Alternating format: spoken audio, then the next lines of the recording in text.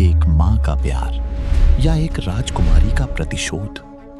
हजारों सालों से हमें एक ही कहानी सुनाई गई, एक महान नारी जिसने अपने अंधे पति के सम्मान में अपनी आंखों पर काली पट्टी बांध ली।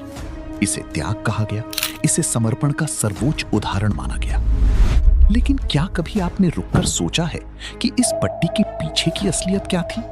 क्या ये वाकई प्यार था या फिर हस्तिनापुर के उस साम्राज्य के खिलाफ एक साइलेंट प्रोटेस्ट जिसने गांधारी की पूरी जिंदगी को एक राजनीतिक सौदे में बदल दिया था? आज हम गांधारी के उस सच को डिकोड करेंगे जिसे सुनकर शायद आपकी धारणा बदल जाए। कहानी शुरू होती है सुदूर पश्चिम में बसे गांधार से, जिसे आज दुनिया अफगानिस्तान कहती है। गांधारी वहां की राजकुमारी थी, महादेव की परम भक्त। उसे वरदान था कि वो 100 पुत्रों की मां बनेगी। हस्तिनापुर को वंश चलाने के लिए ऐसे ही वरदान की जरूरत थी। लेकिन नियति देखिए, भीष्म पितामह जो उस समय के सबसे शक्तिशाली योद्धा थे, वो गांधार पहुंचे। ये कोई साधारण रिश्ता नहीं था, ये एक धमकी थी, एक बूढ़े और शक्तिशाली साम्राज्य का एक छोटे से राज्य को आदेश। धृतराष्ट्र शक्तिशाली थे, लेकिन वो दुनिया नहीं देख सकती थी। अब यहां एक कड़वा सवाल उठता है, क्या गांधारी से पूछा गया था? नहीं। इतिहास गवाह है कि गांधारी को इस विवाह के बारे में तब पता चला जब सब कुछ तय हो चुका था।